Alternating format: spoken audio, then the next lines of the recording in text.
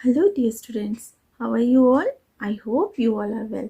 So to students, today we are going to start our lesson 12 natural disasters. So natural disasters वो होती हैं जिसमें कि suddenly जो है कोई भी natural event जो है वो हो जाता है और उससे क्या होता है कि डैमेज होता है ह्यूमन बींग्स को, ह्यूमन लाइफ को और प्रॉपर्टीज़ को। तो ये लेसन हमारा जो है वो बेस्ड है नेचुरल डिज़ास्टर्स के ऊपर। तो इस लेसन में हम रीड करने वाले हैं what is a natural disaster, about the different types of natural disasters and their causes. तो डिफरेंट डिफरेंट टाइप की डिज़ास्टर्स के बारे में पढ़ेंगे और उनसे होने वाले नुकसान के बारे में भी इस चैप्टर में हम रीड करेंगे। और उसके बाद हम रीड करेंगे ways to stay safe during natural disasters. तो नेचुरल डिज़ास्टर के टाइम पे जो है वो खुद को कैसे सेव रख सकते हैं उसके बारे में रीड करेंगे। A sudden natural event that causes damage to life and property is called a disaster. तो कोई भी सडन इवेंट, नेचुरल इवेंट जो किसी की लाइफ को या प्रॉपर्टी को जो है वो डैमेज करता है उसे डिज़ास्टर कहा जाता है। The causes of disaster could be natural as well as human made. तो डिज़ास्टर जो है वो नेचुरल भी हो सकती है और ह्यूमन मेड भी हो सकती है। In this chapter we will read about natural disaster और इस लेसन में हम नेचुरल डिज़ास्टर के बारे में रीड करने वाले हैं। सो सबसे पहले जो है वो यहाँ पर टाइप्स बताए गए हैं नेचुरल डिज़ास्टर के। टाइप्स क्या क्या हैं? Earthquakes, floods, volcanic eruption, tsunamis, cyclone, landslides, and drought are some natural disasters. They are caused by the constant changes with which occurs on the earth's surface. Let us read about them. तो earthquake हो गया, आपका भूकंप हो गया, flood हो गया, आपके वॉल्केनिक इरप्शन यानी कि ज्वालामुखी फटना हो गया, सुनामी आना हो गया, साइक्लोन हो गया, लैंडस्लाइड्स हो गए, ड्रॉट यानी कि सूखा पड़ना। ये सब जो है वो नेचुरल डिज़ास्टर के एग्जाम्पल्स हैं। और ये जो है वो कब अकर होते हैं? जब हमारी अर्थ सरफेस के ऊपर जो है वो चेंजेस आते रहते हैं और वो चेंजेस बहुत ही एक्सट्रीम लेवल तक चले जाते हैं, तो ये नेचुरल डिज़ास्टर जो है वो होती हैं। Let us know about them. तो अब हम इनके बारे में रीड करेंगे। तो सबसे पहले आता है हमारा earthquake. The sudden shaking of the ground is called an earthquake. तो जब अर्थ का सरफेस जो है वो सडनली शेक करने लग जाए, हिलने लग जाए, तो दैट मीन्स कि अर्थक्वेक आ रहा है। Earthquake are caused due to disturbance beneath the earth surface. और अर्थक्वेक जो है वो तब आते हैं जब अर्थ सरफेस के अंदर नीचे जाकर कहीं डीप डेप्थ में जो है वो कोई हलचल होती है। हमारी अर्थ की जो प्लेट्स हैं वो आपस में रगड़ती हैं या टकराती हैं, तो उस वजह से जो है वो अर्थक्वेक आता है। The point below the earth surface where the earthquake occur is called the focus. तो ये रहा आपका अर्थ सरफेस और ये रहा वो पॉइंट जहाँ पे कि ये जो है वो डिस्टर्बेंस हुई है अर्थ के नीचे। तो यहाँ पर क्या होगा? यहाँ पर जो टकरान होता है, जहाँ पर ये टकरान होता है, उस पॉइंट को जो है वो फोकस कहा जाता है। उस पॉइंट को जो है, इस पॉइंट को जो है वो फोकस कहा जाएगा। फ्रॉम द फोकस वाइब्रेशन और tremors travel to the surface of the earth. और इस फोकस पर से जो है वो जो वाइब्रेशन होगी वो पूरे अर्थ सरफेस में एक ट्रायंगल की तरह फैल जाएगी और वो जो है पूरे अर्थ सरफेस की तरफ, ऊपर की तरफ को आती हैं। The point on the earth surface just above the focus is called the epic centre. और जहाँ पे जो फोकस पॉइंट होता है, जहाँ पे कि कोई भी वाइब्रेशन जो है वो स्टार्ट होती है, टकरान होता है, उस पॉइंट के ठीक ऊपर जो है अर्थ सरफेस के ऊपर जहाँ पे जो फोकस पॉइंट होता है, उस पॉइंट के सीधे ऊपर जहाँ पे ये पॉइंट होता है उसको जो है वो इरप्शन पॉइंट कहा जाता है अर्थ के ऊपर। The place closest to the epicenter surfaces extreme damage। और जो प्लेस एपिक सेंटर के नज़दीक का होता है वहाँ पर जो है वो डैमेज सबसे ज़्यादा होती है। The tremors often travel to places not very far from the epic center depending on the strength of the earthquake। और ये जो है जो ट्रेमर्स होती हैं, ये वाइब्रेशन होती हैं, वो बहुत दूर तक नहीं जाती हैं, बट वो डिपेंड करता है कि अर्थक्वेक की जो स्ट्रेंथ है, पावर है, वो कितनी ज़्यादा है। अगर वो ज़्यादा पावर का होता है तो वाइब्रेशन ज़्यादा दूर तक जाती हैं, और अगर वो पावर कम होती है, उसकी स्ट्रेंथ कम होती है, तो वो वाइब्रेशन जो है वो एक लिमिटेड एरिया में ही ख़त्म हो जाती हैं। The magnitude of an earthquake is measured on a Richter scale, और जो इसकी स्पीड होती है अर्थक्वेक की, उसको जो है वो रेकर्ड स्केल पे जो है वो मेजर किया जाता है। Earthquake which have a higher magnitude are stronger and cause more damage, और जो अर्थक्वेक हायर मैग्नीट्यूड के होते हैं, ज़्यादा स्पीड के होते हैं, ज़्यादा स्ट्रेंथ के होते हैं, वो ज़्यादा ही डैमेज काउज करते हैं। They can uproot trees, collapse buildings, houses, bridges, and roads. Some earthquakes can create rifts on the earth surface. और कुछ अर्थक्वेक इतने ज़्यादा तेज़ होते हैं, इतने भयानक होते हैं कि वो पेड़ों को जड़ों समेत जो है वो ज़मीन से निकाल देते हैं, और बिल्डिंग्स को जो है वो आपस में बिल्डिंग्स टकरा जाती हैं, कोलैप्स कर जाती हैं, ब्रिजेस जो है वो टूट जाते हैं, रोड्स टूट जाती हैं। और कुछ अर्थक्वेक्स जो हैं वो क्या करते हैं, रिफ्ट ला देते हैं अर्थ सरफेस के ऊपर, क्रैक्स ले आते हैं। जैसे कि ये आपका फ्लैट अर्थ सरफेस है, तो इसमें क्या है, रिफ्ट्स आ जाएंगी, ऐसे स्पेसिस आ जाएंगे बीच में। A seismic zone is an area which has a high risk of earthquake. तो एक सिस्मिक जोन जो है उस कहा जाता है, वो कौन से एरिया को कहा जाता है जहाँ पर कि अर्थक्वेक आने की ज़्यादा प्रोबेबिलिटी होती है, संभावना होती है। वहाँ पर जो है उस एरिया को जो है वो सिस्मिक जोन कहा जाता है। In India the Himalayan region is prone to earthquake as it lies in the seismic zone। तो इंडिया का जो हिमालयन रीजन है वो अर्थक्वेक के एरिया में आता है, या उसको जो है वो सिस्मिक जोन एरिया भी कहा जाता है। अब मेजर्स क्या हैं सेफ्टी के लिए? The houses constructed in the areas prone to earthquake should be able to survive earthquake। तो पहले तो हम लोगों को घर बनाने से पहले ये चेक कर लेना चाहिए कि ये एरिया जो है वो अर्थक्वेक या सिस्मिक जोन के अंडर तो नहीं आता है। अगर आता है तो फिर घर की कंस्ट्रक्शन उस हिसाब से करनी चाहिए कि वो जब अर्थक्वेक आए तो उसमें जो है वो सरवाइव कर सके। When an earthquake occurs, we should move out to open space. We should stay away from buildings, lamp post and electric transformer. और जब भी अर्थक्वेक आए हमें जो है वो घर से बाहर निकल जाना चाहिए किसी भी ओपन स्पेस में, और वहाँ पे भी हमें जो है वो बिल्डिंग से दूर होना चाहिए, लैंप पोस्ट से भी दूर होना चाहिए, और इलेक्ट्रॉनिक ट्रांसफार्मर से भी दूर होना चाहिए। बिल्डिंग्स जो हैं वो अगर आपस में कोलैप्स करती हैं तो वो आपके ऊपर उसका मलबा आकर के गिर सकता है, या फिर अगर लैंप पोस्ट के पास अगर आप जाकर के खड़े हो जाते हैं, लैंप पोस्ट आपके सिर के ऊपर गिर सकता है, आपको करंट भी लग सकता है, या आपको उसके चोट जब पोल आपके ऊपर या लैंप पोस्ट आपके ऊपर गिरेगी तो आपको उससे चोट भी लग सकती है। और इलेक्ट्रॉनिक ट्रांसफार्मर से भी हमें दूर रहना चाहिए, क्योंकि इलेक्ट्रिक वायर्स जो हैं जब वाइब्रेशन होगी तो इलेक्ट्रिक वायर्स जो हैं वो टूट सकती हैं, वो भी आपके ऊपर गिर सकती हैं, उससे भी करंट लग सकता है।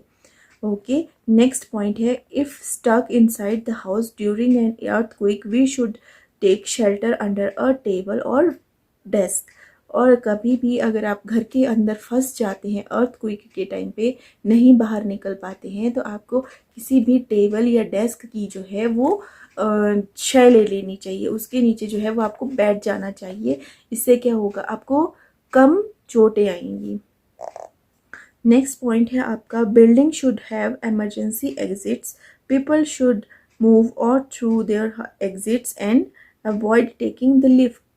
तो आपके जब भी घर बनते हैं या आप कहीं फ्लैट लेकर के रहते हैं मल्टी स्टोरी बिल्डिंग्स में, तो वहाँ पर जो है आपको ये चेक करना चाहिए कि वहाँ पर एमरजेंसी एग्ज़िट है या नहीं है। अगर नहीं है तो वो बिल्डिंग सेफ़ नहीं है। आपको ऐसी बिल्डिंग में रहना चाहिए जहाँ पर कि इमरजेंसी एग्ज़िट हो, ताकि ज़रूरत पड़ने पे आप उसका यूज़ कर सकें। और अर्थक्वेक के टाइम पे जो है वो लिफ्ट का यूज़ नहीं करना चाहिए, क्योंकि लिफ्ट भी जो है वो इलेक्ट्रिसिटी के साथ ही वर्क करती है, तो वहाँ पर भी करंट आने के चांसेस हो जाते हैं। नेक्स्ट पॉइंट है आपका, if you are in a car और bus and feel the ground shaking, get out of the vehicle immediately. तो अगर आप बस या कार में हैं और आपको ये फील हो रहा है कि आपकी अर्थ जो है वो शेक कर रही है, तो आपको इमीडिएटली बस या कार से जो है जिसमें भी आप बैठे हैं उससे बाहर निकल आना चाहिए, क्योंकि जब अपलिफ्ट होता है तो कई बार जो है वो अर्थ में गैप आ जाता है, खाई पड़ जाती है रोड्स में भी। उससे क्या हो सकता है, उससे ये हो सकता है कि आपको बाद में उतरने का मौका ना मिले। ओके, सो जब भी आपको ऐसा लगे आपको बस या गाड़ी से उतर जाना चाहिए। You can run from there. Next है आपका नेचुरल डिज़ास्टर में flood. A flood occurs when the volume of water in a water body such as a river or lake overflows its usual borders. तो flood जो है वो तब अकर होता है जब किसी भी वाटर बॉडी का जो वाटर लेवल है, वाटर का वॉल्यूम है वो इंक्रीज़ हो जाता है। जैसे कि रिवर्स हो गए, आपकी लेक्स हो गई, ये जब ओवरफ्लो होने लगें या इनके जो वाटर का जो वॉल्यूम है वो इंक्रीज़ हो जाए, तो दैट मीन्स कि फ्लड आने के चांसेस बढ़ सकते हैं। This happens when an area receives excessive rainfall और when a great quantity of snow melts, increasing the water level in the water bodies. तो ये मोस्टली तब होता है जब कोई एरिया में, किसी एरिया में जो है वो एक्सेसिव रेनफॉल होता है, या फिर बहुत ही ज़्यादा क्वांटिटी में जो है वो स्नो मेल्ट हो जाती है, तो इस वजह से जो है ये फ्लड आने का रिस्क हो जाता है। Flood can also be caused due to landslides, strong tides, storms at sea, cyclones and tsunamis।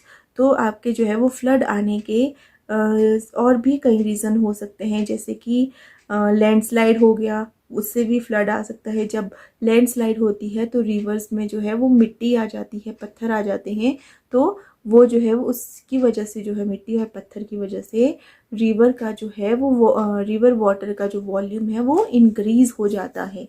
या फिर स्ट्रॉन्ग टाइड्स आ जाती हैं, तीखी तेज़ या बड़ी लहरें आ जाती हैं, तो उससे भी तूफ़ान आता है, फ्लड आ जाता है। या फिर जैसे कि स्टॉर्म्स आ जाते हैं सी में, समंदर में तूफ़ान आ जाए, उससे भी फ्लड आने के चांसेस होते हैं।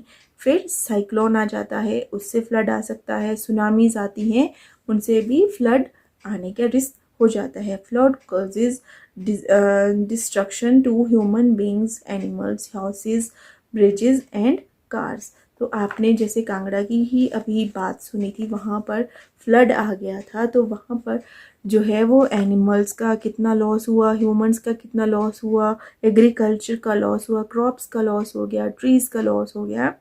तो ये डिस्ट्रक्शन हो जाती है, तबाही कर देता है एनिमल्स को, ह्यूमन बींग्स को, ट्रीज़ को, क्रॉप्स को, सबको ख़त्म कर देता है। They also destroy crops and trees.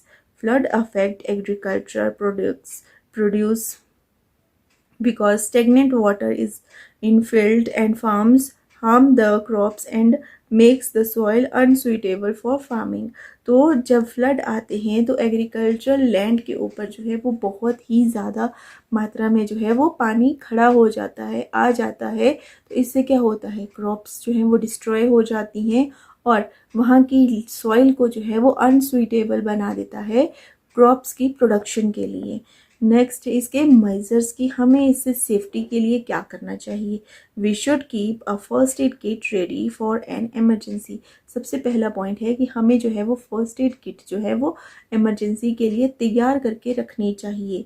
Emergency kits with strong ropes for tying things, a rod, a radio, torch and spare batteries, stock of fresh water, dry food, salt and sugar, candles and matchbox, waterproof bags to stay to store clothing and valuables, and umbrellas and bamboo sticks should be kept ready.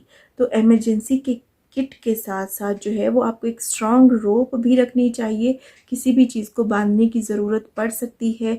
और radio रखना चाहिए, एक radio रखना चाहिए, torch रखनी चाहिए, और spare batteries होनी चाहिए, स्टॉक्स ऑफ फ्रेश वाटर, और साफ़ पानी का जो है वो आपके पास स्टॉक होना चाहिए। ड्राई फूड, आपके आटा, दाल, चावल, ये जो है ड्राई फूड आपके पास होना चाहिए। सॉल्ट, नमक होना चाहिए, और शुगर का भी स्टॉक होना चाहिए। कैंडल्स होनी चाहिए और मैच बॉक्स होने चाहिए। वाटर प्रूफ बैग्स भी होने चाहिए टू स्टोर क्लोथिंग्स, जिसमें कि आप अपने कपड़े रख सकते हैं और वैल्यूएबल चीज़ें भी स्टोर करके रख सकते हैं। और आपके पास एम्ब्रेला और बैम्बू स्टिक्स भी आपको तैयार रखनी चाहिए फर्स्ट एड किट के साथ साथ for the safety measures. Next point है आपका, more trees should be planted as they form natural barrier against water, they absorb water and prevent it from spreading quickly. तो आपको जो है वो ज़्यादा से ज़्यादा प्लांट्स जो हैं वो लगाने चाहिए, और क्योंकि प्लांट्स जो हैं वो ज़्यादा वाटर को सक कर लेते हैं, और क्योंकि ये जो है एक नेचुरल बैरियर बना देते हैं वाटर के अगेंस्ट, और ये जो है वो ज़्यादा से ज़्यादा पानी जो है वो अब्जॉर्व कर लेते हैं और पानी को ज़्यादा जल्दी स्प्रेड होने से भी रोक लेते हैं। We should listen to the radio or watch television for any warning, और हमें जो है वो रेडियो या फिर टेलीविज़न को देखते रहना चाहिए कि कहीं कोई भी वार्निंग आ तो नहीं रही है कि कैसे आपको कब निकलना चाहिए घरों से, इसके रिगार्डिंग। नेक्स्ट पॉइंट है आपका, all electrical appliances should be kept switched off during a flood, और सभी इलेक्ट्रॉनिक अप्लायंसेज को जो है वो स्विच ऑफ करके रखना चाहिए फ्लड के टाइम पे।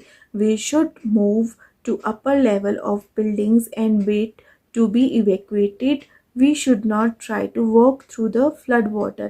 हमें जो है वो, अगर हम मल्टी स्टोरी बिल्डिंग्स में रहते हैं या 2-3 फ्लोर की बिल्डिंग में रहते हैं, तो हमें जो है वो अपर स्टोर के ऊपर जो है वो शिफ्ट हो जाना चाहिए, और तब तक वेट करना चाहिए जब तक कोई आपको बचाने के लिए आर्मी वाले या पुलिस वाले नहीं आते हैं, तब तक आपको वहाँ पर वेट करना चाहिए। कभी भी अकेले फ्लड वाटर में नहीं निकलना चाहिए।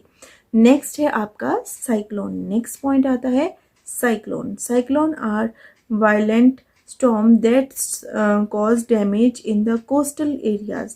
They are accompanied by very strong winds. तो आपके साइक्लोन जो है वो एक वॉल्केनिक स्टॉर्म होता है, एक वायलेंट स्टॉर्म होता है जिसको कि कंट्रोल नहीं किया जा सकता है, और जो कि बहुत ही ज़्यादा डैमेज करता है आपकी कोस्टल एरियाज़ को। तो आपने लास्ट ईयर पढ़ा होगा कोस्टल प्लेन्स के बारे में, तो उन कोस्टल एरियाज़ को जो है, जैसे वेस्टर्न कोस्टल प्लेन्स हैं, ईस्टर्न कोस्टल प्लेन्स हैं, तो उनको जो है ये डैमेज कर देता है वहाँ के एरिया को।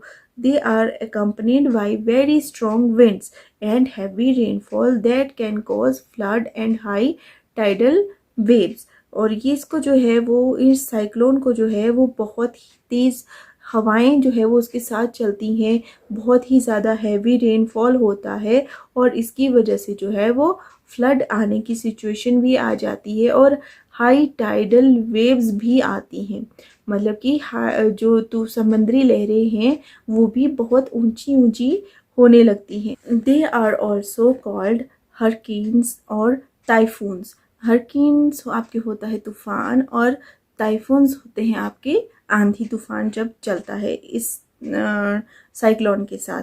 In India, the coastal states such as West Bengal, Odisha, Andhra Pradesh, Telangana, and Tamil Nadu, along the Bay of Bengal, and Gujarat and Maharashtra along the Arabian Sea face frequent cyclones. तो आपके India की जो coastal states हैं, जैसे कि West Bengal, Orissa, Andhra Pradesh, Telangana, Tamil Nadu, bay of Bengal and Gujarat and Maharashtra along with the Arabian sea, तो ये जो यहाँ पर जो है वो फ्रिक्वेंटली जो है वो साइक्लोन आते रहते हैं। अभी भी लास्ट में मई जून में जो था वो गुजरात के एरिया में जो था वो तूफान आया था, साइक्लोन आया था, आपने न्यूज़ में सुना भी होगा। मेजर्स फॉर सेफ्टी, और इसके लिए जो है वो सेफ्टी के लिए हमें क्या क्या करना चाहिए। If a warning for cyclone has been issued, people should listen to the TV और रेडियो फॉर फर्दर रिपोर्ट्स। तो अगर आपको जो है वो वार्निंग आ जाती है कि साइक्लोन आया है, तो आपको जो है वो टीवी या रेडियो को जो है वो सुनते रहना चाहिए फॉर फर्दर रिपोर्ट्स, उसकी आगे की जानकारी के लिए। ये कितना भयानक है, कहाँ तक आएगा, क्या सिचुएशन है उसकी, उसके रिगार्डिंग आपको टीवी और रेडियो सुनते रहना चाहिए frequently. People living in cyclone-prone areas should identify safe shelters in their areas and take the shortest and the safest routes to reach them before a cyclone occurs। तो आपको जो है, जो लोग इन साइक्लोन प्रोन एरियाज में रहते हैं, उनको जो है वो एक सेफ शेल्टर जो है वो पहले ही ढूंढ के रखना चाहिए। और जब ऐसी सिचुएशन आए तो कम ऐसा छोटा रास्ता देखना चाहिए और सेफ रास्ता देखना चाहिए, जिससे कि आप साइक्लोन से पहले जो है वो उस सेफ प्लेस तक पहुंच सको। नेक्स्ट है आपका, an emergency kit should always be kept ready, और एक इमरजेंसी किट जो है वो आपके पास हमेशा तैयार रहनी चाहिए। One should close all doors and Windows and stay indoor, और आप जो इस एरिया में रहते हैं उनको जो है वो अपने घरों को साइक्लोन के टाइम पे जो है वो उनके डोर्स और विंडोज़ को बंद रखना चाहिए और घर के अंदर ही खुद को सेफ रखना चाहिए। People should not go near और इनटू द सी और ocean if a warning for cyclone has been given, और लोगों को जो है वो जब वार्निंग आ जाए साइक्लोन की, तो उस टाइम पे जो है वो सी या ओशियंस की साइड को नहीं जाना चाहिए।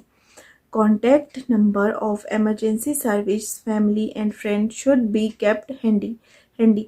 सो आपको जो है वो एमरजेंसी सर्विसेज के कॉन्टैक्ट नंबर, फैमिली के और फ्रेंड्स के नंबर को जो है वो ऐसे अपने पास रख लेना चाहिए कि इमरजेंसी में कभी भी ज़रूरत पड़े तो आप उनको कॉल कर सकें। नेक्स्ट है हमारा drought. When a region receives very little or no rainfall for a very long period of time, it led to drought. It is a condition of extreme scarcity of water, food and fodder due to scanty rainfall. तो ये जो है drought जो है ये कौन से area में होता है, जहाँ पर कि बिल्कुल कम या बिल्कुल ना के बराबर जो है वो रेनफॉल होती है for a long time period, और वहाँ पर जो है वो सूखा पड़ जाता है। और ये कंडीशन तब होती है जहाँ पर जब पानी जो आपकी लैंड है, अर्थ है, वहाँ पे जो है वो पानी की कमी बिल्कुल हो जाती है, बिल्कुल वहाँ की जो ज़मीन है, मिट्टी है, वो बिल्कुल रेत जैसी हो जाती है। तो समझ लेना है कि वहाँ पर जो है वो रेनफॉल कम हो रहा है या बिल्कुल नहीं हो रहा है। Rajasthan and Gujarat face frequent drought due to insufficient rainfall. तो गुजरात और राजस्थान जो है वो मैक्सिमम एरिया जो है वो रेगिस्तान का है, सूखा पड़ा रहता है वहाँ पे, और गुजरात का जो है वो कुछ एरिया है जो कि फ्रिक्वेंटली जो है वो ड्रॉट फेस करता रहता है, वहाँ पर इनसफिशिएंट रेनफॉल होता है। Some part of Andhra Pradesh, Telangana, Chhattisgarh, Jharkhand, central Maharashtra, interior Karnataka, parts of Tamil Nadu and Bihar also face drought conditions frequently. तो अब जो है ये आंध्र प्रदेश के कुछ पार्ट में, तेलंगाना के, छत्तीसगढ़ के, झारखंड के, सेंट्रल महाराष्ट्र के, इंटीरियर कर्नाटका जो है वहाँ का, और कुछ पार्ट जो है वो तमिलनाडु और बिहार का जो है ये सूखे की कंडीशंस को जो है वो फ्रिक्वेंटली फेस कर रहा है।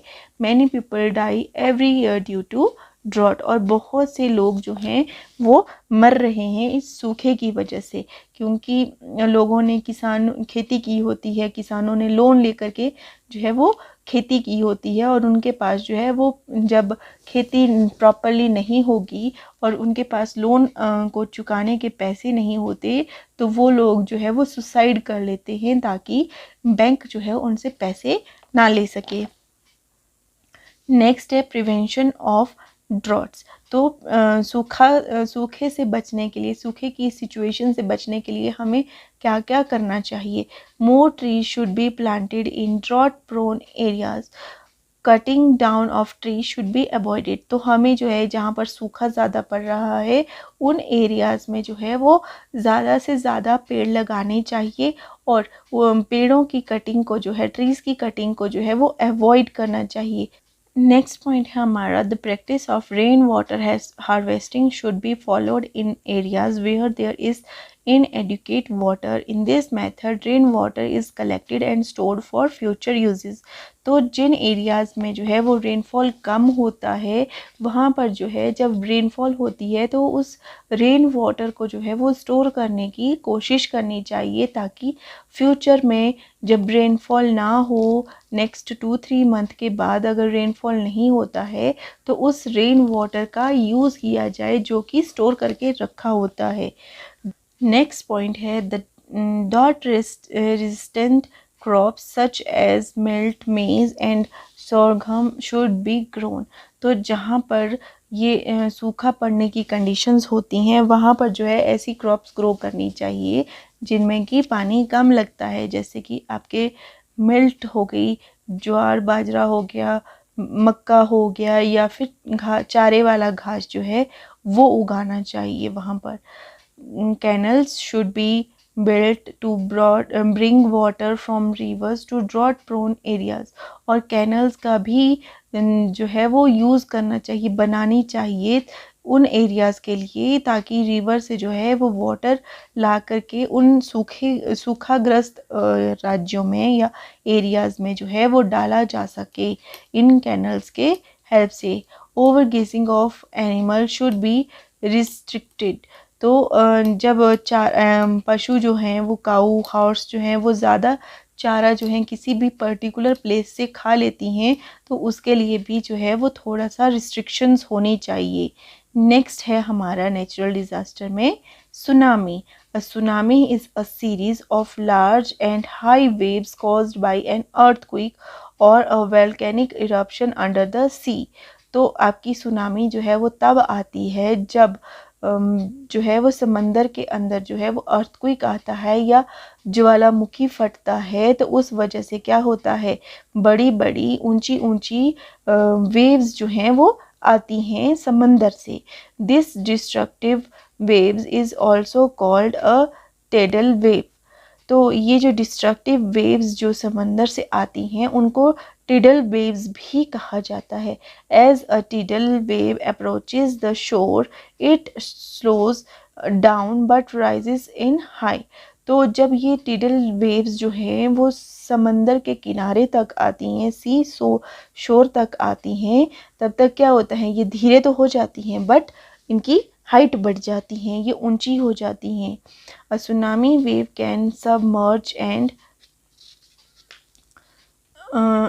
enter coastal areas. तो ये जो हैं ये वेव्स क्या करती हैं, ये सुनामी वेव्स जो हैं वो मर्ज हो जाती हैं वाटर के साथ, और क्या होता है, ये जो है वो कोस्टल एरियाज के अंदर जो है वो घुस जाती हैं, मिक्स हो जाती हैं उनके साथ। In December 2004, Kerala, Puducherry and Tamil Nadu were hit by a tsunami that causes great damage to life and properties. तो 2004 में जो था दिसंबर में केरला और पुडुचेरी और तमिलनाडु में जो था एक सुनामी आई थी, और उसकी वजह से जो था वो बहुत से लाइफ्स को और प्रॉपर्टीज़ को जो था वो नुकसान हुआ था। Many people lost their life due to that disaster. और बहुत से लोगों ने जो था वो अपनी लाइफ को जो था वो खो दिया था इस डिज़ास्टर की वजह से। ओके, नेक्स्ट है इसके measures for safety. If a tsunami warning is sounded in coastal areas, people living close to the sea और beach should move to higher grounds.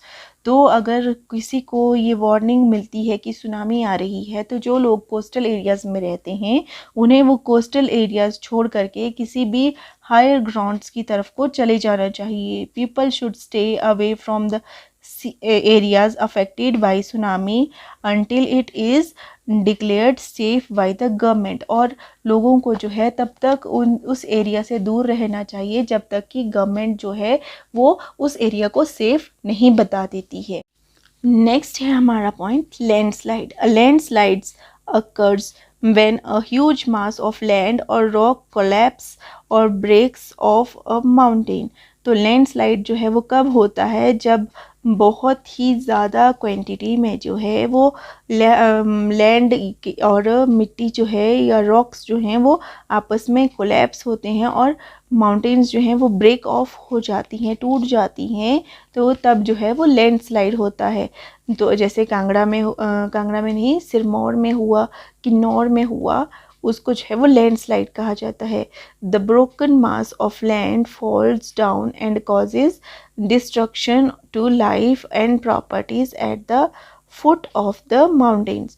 तो ये जो ब्रोकन मास ऑफ लैंड होता है ये जो है वो ऊपर से नीचे की तरफ को गिरता है और बहुत ही ज़्यादा डिस्ट्रक्शन, तबाही जो है वो कर देता है लाइफ्स की और प्रॉपर्टीज़ की। और earthquakes, erosions and changes in soil structures cause these masses of land to break apart।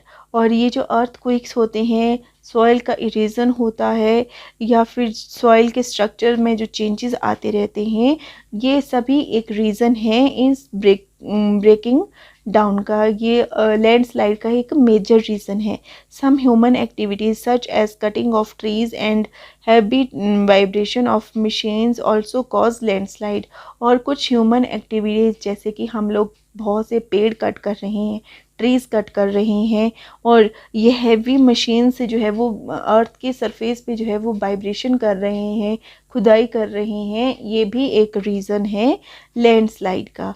Landslides block the flowing water leading to more problems for human and animal। और ये जो लैंडस्लाइड्स होते हैं ये बहते पानी को जो है वो ब्लॉक कर देते हैं और इससे जो है वो और भी ज़्यादा प्रॉब्लम्स हो जाती हैं ह्यूमन लाइफ्स को और एनिमल्स को। अब इसके लिए जो है वो क्या सेफ्टी मेजर्स हैं जो हम लोगों को अपनाने चाहिए। We should listen to the radio for any information regarding the disaster. हमें जो है वो रेडियोज़ को जो है वो सुनते रहना चाहिए, न्यूज़ देखते रहना चाहिए कि कभी कहीं से कोई डिज़ास्टर की न्यूज़ तो नहीं आ रही है।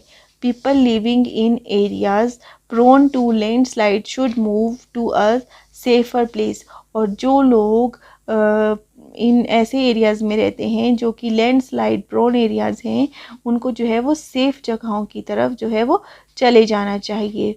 People should avoid driving during a landslide as it can be dangerous. और लोगों को जो है वो ऐसे लैंडस्लाइड के टाइम पे या रेनी सीज़न के टाइम पे जो है वो ज़्यादा बाहर ड्राइविंग के लिए नहीं जाना चाहिए क्योंकि ये डेंजरस हो सकता है। नेक्स्ट पॉइंट है people who are indoor should move to an upper storey to stay safe. और जो लोग घरों पे रहते हैं उनको भी अपर फ्लोर के ऊपर जो है वो शिफ्ट हो जाना ही चाहिए ताकि वो भी सेफ रह सके। नेक्स्ट पॉइंट है people living close to water bodies such as a river should stay alert for any sudden increase और decrease in the water flow.